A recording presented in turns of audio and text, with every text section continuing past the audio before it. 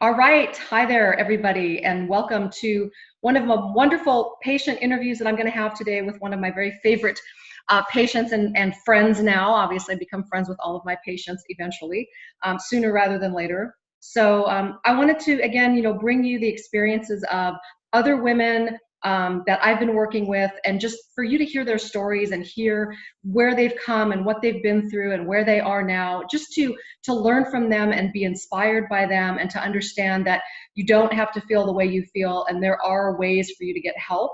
So that's what these interviews are really meant to do, is to just bring awareness, education, and show you that all hope is not lost. So today I have been honored enough to have Cindy with me. Cindy has agreed to do an interview. Cindy's got some fantastic energy, which I won't need to tell you because you're going to be able to tell pretty quickly.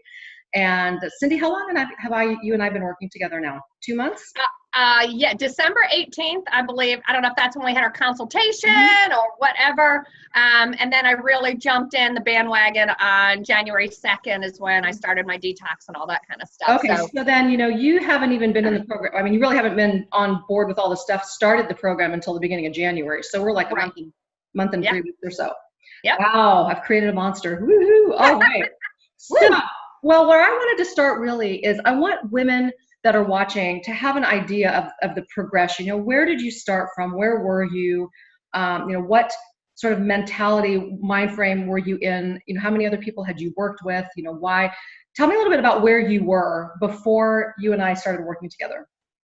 Okay, before we started working together, first off, lethargic. That's one of my key words is, it's really bad when you don't care about that you don't care. And then, of course, when you go to a doctor, they give you something that you don't care that you don't care that you don't care, which didn't help at all, if you know what I mean. It's like, so I didn't care in the first place, but now I don't care that I don't care. I lost my hope and my joy. I was tired. I was like a fog had come across that I could not lift. And then, you know what? You're just told that, well, Cindy, once you go through menopause and all that, you're getting older. And since you're getting older, these things happen. Our body just isn't the same as it used to be. And I'm like, what? Seriously, it's like, oh my gosh. And in November, the catalyst to the whole thing is we had bought a cabin up north. And I was driving home from that cabin. And this is the truth. I sobbed for 3 hours on the way home because I wanted to stay at the cabin. I never wanted to leave it again. I just wanted to be where it was safe, where I didn't have to be overwhelmed, where I could just sit there and do nothing. And by the time I got home, and I just was praying the whole way, and I'm finally going, there's something wrong. There is something wrong, because I have been through trying like ketogenics, dieting, exercise, prayer groups, you name it. I was trying everything because I wanted to be the woman that God has intended me to be. And I'm like going, what is going on? And that day, and all of a sudden, poof, Facebook group, and I'm like going, whoa, because I had heard about you 2 years ago from one of my associates in my organization.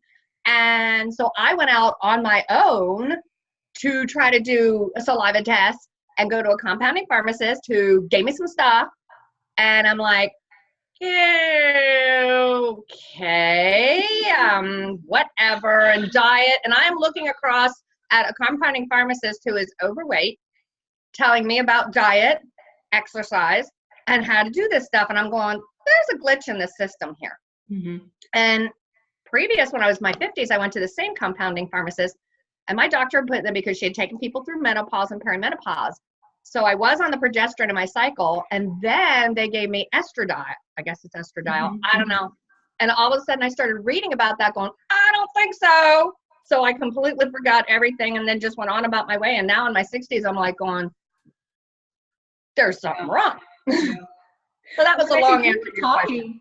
Right. We were talking earlier, before we even started recording today, about how you get into this mindset where you're trying to be positive, and we have all of these, daily affirmations, think positive and think about the good things and love yourself, and, all of these things that are really important. But, explain what that's like, because I know what it feels like when you're really trying, but like your body's just not cooperating with you. I tell everybody it's like you're driving a car, you're in a car and you've got your hands on the steering wheel, but you're not the one driving the car. You're like, you're being irrational, but you can't control it. Oh. I mean, first in my organization, it's a very positive place. Yeah. And so I'm around all kinds of positive people and affirmations. And then I started that thing called something Morning Miracle last year, getting up every morning at 5:30, man, here we go. And so I went through my physician, started on a diet, ketogenics, and, I lost weight and started getting somewhere, but I couldn't go any farther. And then Bible studies and you name it, and all kinds of courses and everything, and positive affirmation. And I kept wondering what was wrong with me. What was wrong with me? Mm-hmm. Because, if and I love to partner along with women and empower them to their success. And I'm like, oh, what is wrong with me? Because all these things I'm trying to do, and it was like you said before, willpower, all the willpower in the whole world. Prayer, everything was not working, it wasn't working no matter how much, my mind, what your mind can, achieve, you can succeed. And it was like, but it's only going to a point. Everything went to a point, and then you're just like, you're losing a battle. You're running uphill or something like that. Yeah. It was so frustrating, frustrating because what do I want to say? I don't know how to explain it. Like a fog was still there. Like it would raise for a little tiny bit, and then it would come back again. Right. And it was just really strange. Like you think you're eating healthy and exercising, it would raise for just a little bit and poof, right back. Yeah. And you were actually, speaking of eating right, you were actually doing complete strict paleo. Yeah. Well, ketogenic. You got it. Ketogenic diet, right? So because everybody always asks me, what kind of diet should I do? And I get a lot of questions about that. But you were doing ketogenic and you plateaued, right? I plateaued 140. I plateaued seeing my doctor every week. And then, I was told, well, this is just, for God, this is where you're supposed to be. And I'm like going, I want to go 5 more pounds. I know my body. It's funny how we know these things. And I'm like, no, there's a little bit more. There's got to be a little bit more. And even with the exercising, So I'm not going to give, details. Everybody needs a different diet plan because based on a lot of different things. But I guess I can, let people know you're not doing the ketogenic diet anymore. It's much, more liberal. And how much weight have you lost in a month and a half? Well, since when I was eating that way, and then what happened as soon as I went off of that just a little bit, and I brought a couple of those crazy things like gluten and stuff like that back in, but all of a sudden I would say it mushroomed. And so I went from like 140 back up to like my 150, whatever. And the puffiness around the midline, everywhere. And what was crazy about me eating this way, and especially when I'm bringing more carbs in than I'm used to, I'm like, this is not happening. I'm like, I'm doing everything you say, checking off exactly what I'm supposed to, thinking, oh, I don't think this is going to work. I mean, I'll be truthful, but I do what I'm supposed to. And then all of a sudden, what I started noticing with working with you and doing all the stuff that you ask us to do, first, I can't say it was as much weight loss on a scale as where'd that waistline come from? I haven't seen that waistline since I was 32 or maybe 40. I'm like, hello. Yeah. Holy cow, there's an indentation right there underneath the ribs. Whoa.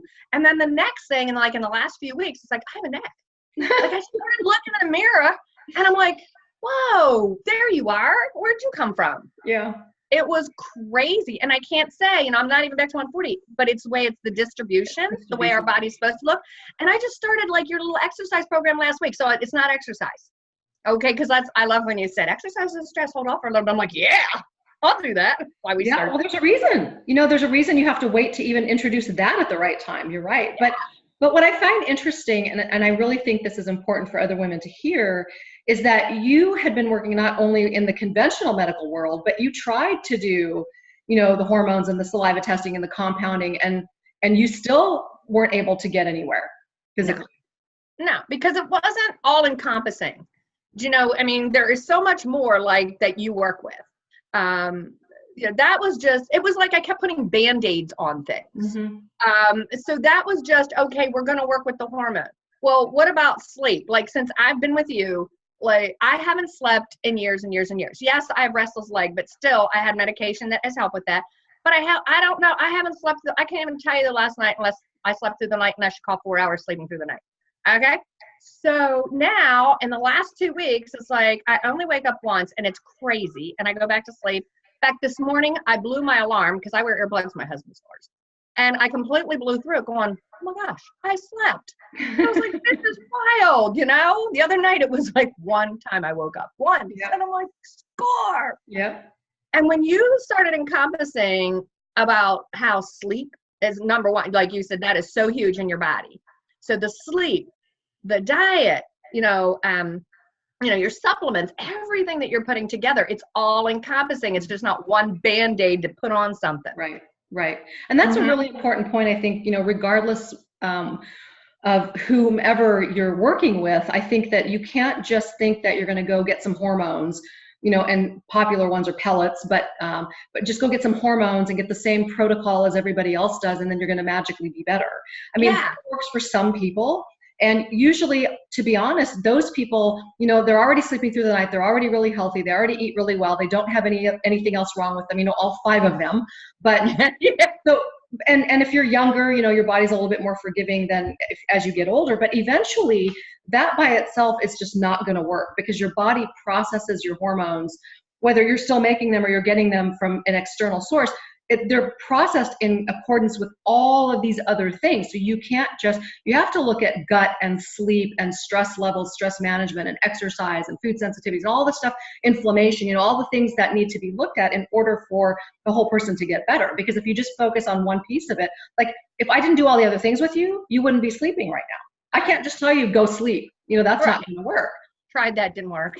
Right. I mean, and gut health. Oh my gosh. Yeah, that's a whole that's a whole other ball of wax. I was there and now I'm like going, whoa, that's what I love about your modules. I am getting in control. I can be an advocate for my health. Yeah, I mean, the educational piece is also really, really important, and a lot of clinicians don't have the time or spend the time really teaching the person. I mean, I don't look at my patients as, I'm the God doctor and they're the patients that have to listen to everything I say. I mean, I'm your partner.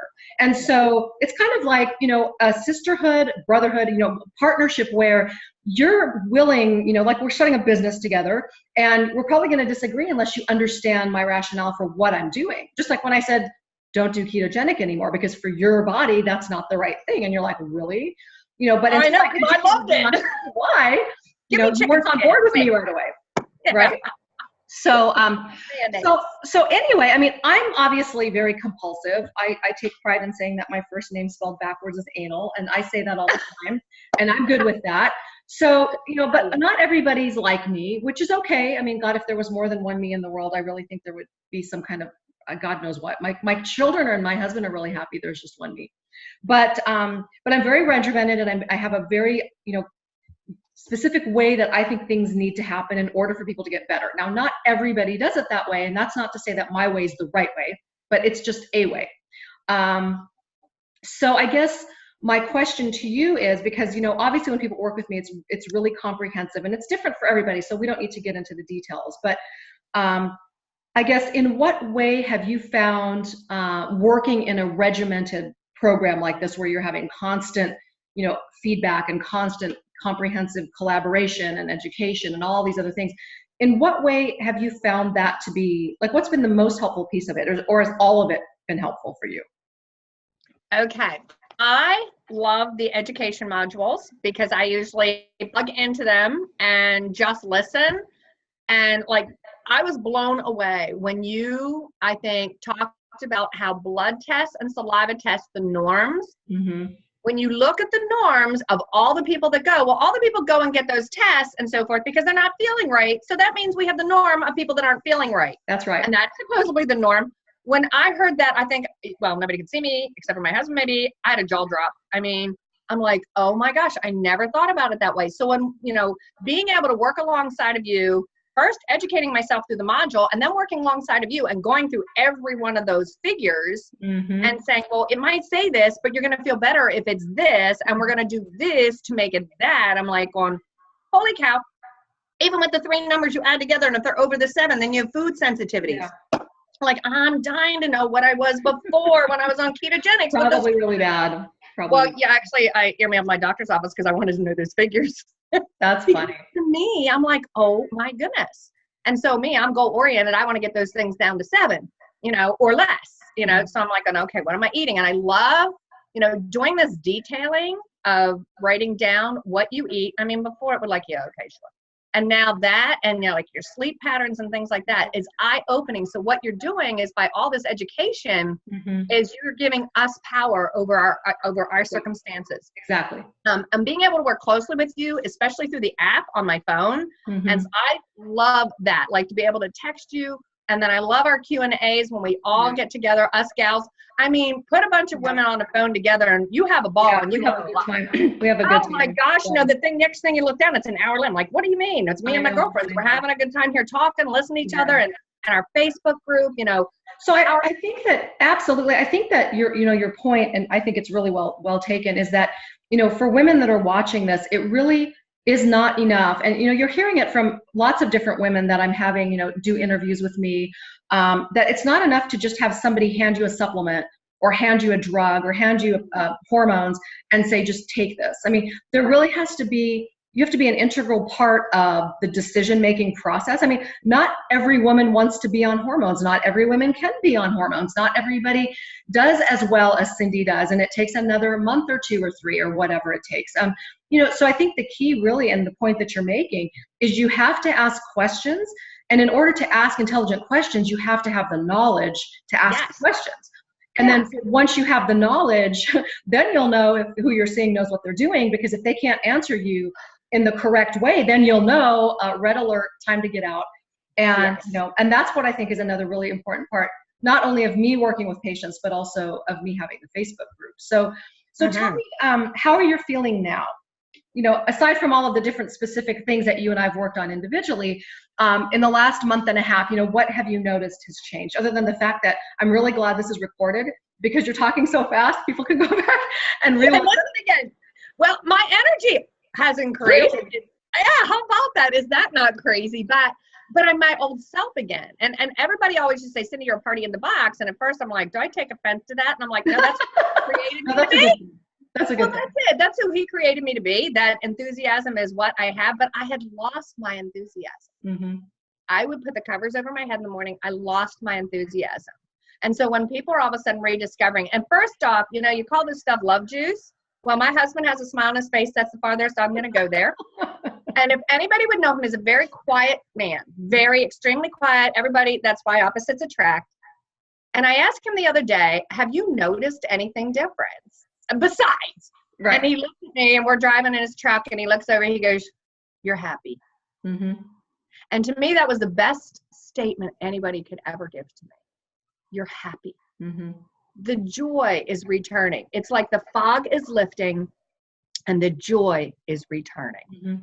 And to me, that is priceless. To go back to the person that you were created to be able to walk that out. To be a better wife, a mom, grandmom, great-grandmom, coworker, whatever it is, to be able to invest into others is so important. And that it's just, it's priceless. It's priceless. It really is. And you're sleeping, and you're redistributing your weight, and you've lost some weight, all those other things. But the most important thing, obviously, is that you're back to who you are. Yes. I mean, the other day I had lunch with someone, and she looked at me and she said, 2 days ago when I saw you, she goes, I noticed the clarity in your eyes, number one. And I'm like, what? She goes, oh yeah, I cannot tell you the difference in your eyes. I've noticed the clarity in your eyes. She goes, your skin. Oh my gosh. Now I've been using good skincare for a really long time. She goes, your skin, everything. She goes, you look younger. She goes, you look vibrant. You're alive. And she goes, your body. And I'm like going, oh my gosh, don't stop now. Right. But I feel that way. I just, I feel great. I really do. I feel like I want to get up. I feel like I want to engage with people. See, I stopped engaging. I didn't want to, I just did what I had to do. And that's a horrible life to live when you're just doing what you have to do to get by. Right. And all these people kept talking about retirement. I'm like, oh, okay. And before, there's no way. I'm like, well, I'm never retired. I'm just like, look, there's too much life to live. And then I was like, well, that sounds like a good idea. Let's go sit in my cabin the rest of my life. Yeah. Right. Right. Yeah. Well, so I guess in closing, I guess if you were to give all of the women, because you said one of the things that you're empowered and passionate about doing is helping other women be their best selves. If you were to give women one really impactful piece of advice, what would that be? Invest in yourself. Because first off, when you invest in yourself, you need to invest in your mind, because you need to get the knowledge you need for yourself. You want to invest your time, because it's so very important to get time with, and some of us women, what we do is we just go, instead of stopping and realizing the importance of taking care of us. So we have to invest in ourselves. And you know what? And that's the thing, don't feel guilty doing it. As women, we feel guilty when we invest in ourselves, and we cannot do that, because once our cup is filled, then we can go out and fill up so many other people. So to me, invest in yourself and invest, and me, that it was so important for me to invest in this, you know, and what I did and so forth. So, yep. That's a great piece of advice, actually. In fact, I think I even need to take that piece of advice. I finally told my 16-year-old yesterday that I'm no longer going to cut his hair. He's like, what? What do you mean you're not going to cut my hair? I'm like, I'm not doing it anymore, unless you're going to start paying me. He's like, really? I'm like, yeah. I'm going to go get my toenails done instead. There you go. He's like, those are the things. What happened to you? I'm like, let's see. I'm putting myself before you for once. Huh, what do you think? So yeah, it's a work in progress. And I think that we're just sort of naturally meant to be that way. But I think that also, whether or not it's meant or not, I think people tend to sort of take advantage and take us for granted after a while. And then it just becomes a vicious cycle. So it's such a really important piece of advice that you give people. And I get to even follow it today too. See, I learned from my patients, my partners. I call them my partners. So thank you so much. I really do appreciate you sharing your knowledge, wisdom, and experience with all of the women out there. And hopefully women will share this with their friends and invite more friends. And you know, we'll start a movement. I want to be the person to start the movement that, you know, instead of just say no, N-O, just say no, K-N-O-W. To the medical world, you know, just get over yourselves and get over the fact that you're not, you know, all knowing. And in fact, you know, I posted yesterday in my group where, I mean, blatantly abnormal labs and doctors are like, everything's normal. And it infuriates me as a patient and a person, and it embarrasses me as a physician. And I just think that something needs to change so that the whole system changes, because the system's really broken. Forget insurance, forget drug companies. I mean, even aside from that, this is a really broken system, and unless we demand change, it's never going to change. Exactly. So I'm a troublemaker in a good way. I mean, I want to make trouble and changes in a way that's going to benefit people, and especially women, because I really think that we get blown off a lot. And I've been on the receiving end of that.